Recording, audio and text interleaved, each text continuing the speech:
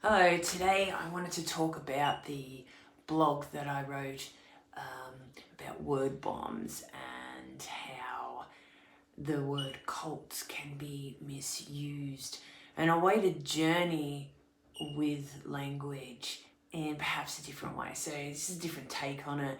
I really feel like I needed to be seen with this so that I could help perhaps deepen this which is being written, this which is digestible via words. And for me, that brings up Mercury and that archetype, and how we can use Mercury to aid us with our spiritual path, with that path of knowing ourselves a little bit deeper. So Mercury is the messenger god, the god who is seen as having wings and on his ankles and a traveller hat. He usually holds I can't think of the word, a caduceus, with him. And it used to be olive branches, which is the two olive branches. So it's a symbol of peace, and so he is a messenger, and it's that direct connection between the gorgeousness of the brain before we let it get away from us there, and the gods. And so it's very much, when you get an idea, boom, it's very mercurial feel, and so we can consciously work with this to deepen that which we perhaps read. So it's the ability to digest the energy underneath that which we read, that has the beauty and power of Mercury. Oh shit! There was just a bird that flew into the window literally as I just said that. Oh my god. It's alive. It's still alive. It's on the branch looking at me. Clearly that is something that I needed to say. There is energy behind the words that we use. And often we take our language for granted. I'm still sweating from that. Often we take the language that we use for granted. It's so limited, but there is beauty in it as well. So, and that's what Mercury wants to bring, is there is medicine that can be brought as well. The caduceus, a symbol of healing, right, of medicinal properties. And that doesn't just mean, herbs or potions or, Kundalini experience. What he shows us is it can come in the form of words, and really feeling into the energy as the words come out. So it's magnificent.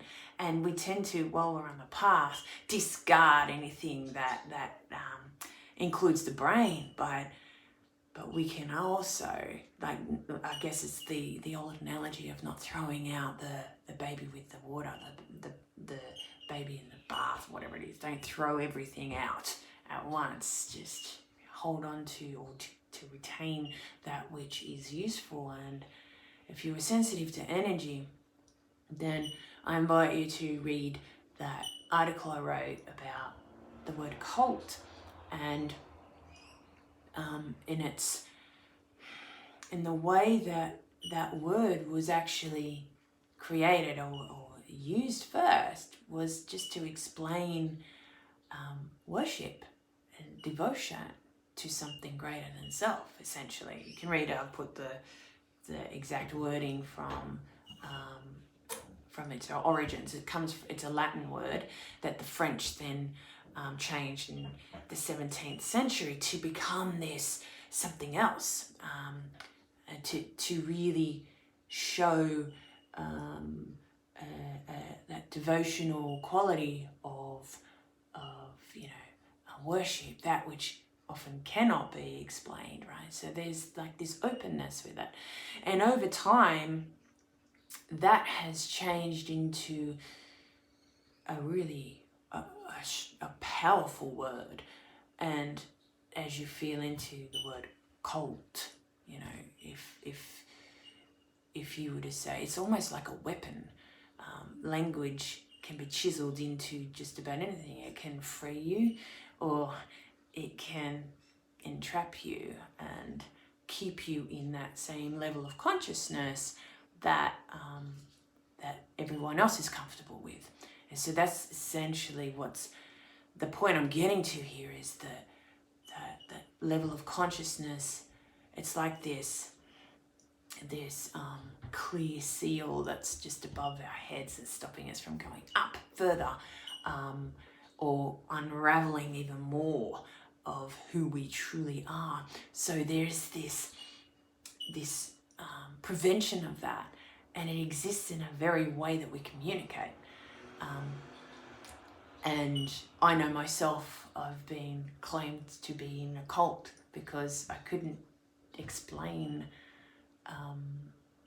you know, that I am part of a religion, or I'm Christian, or I am Muslim, or, you know, so therefore, oh, you're a part of this. And then all these different things come in, judgments come in, and you can just stand there, and it's like, as you look into the person's eyes, you can almost see the transmission of, oh, I've got to be careful of you.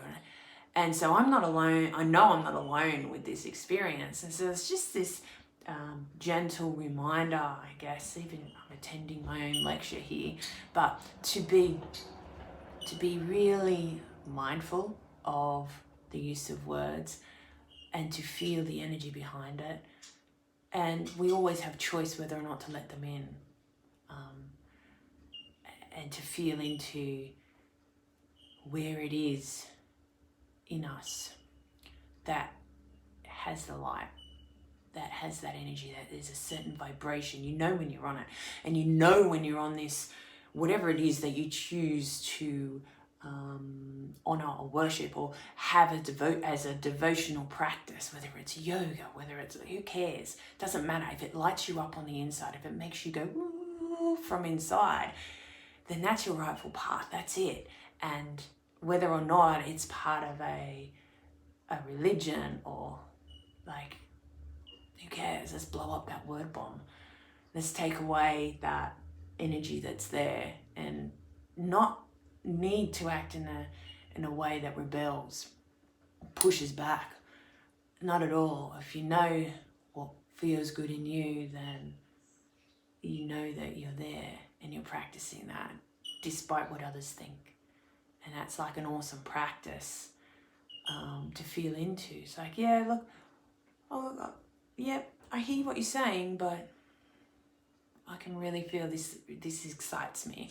This, whatever it is, this is my path. So, or part of my path, you know. So, yeah, it's just very much to blow up that which constrains us, to be conscious, to shine that light.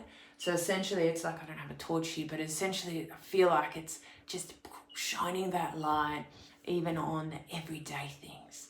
It's like, how can we be more conscious of the everyday things that have the ability to hold us back?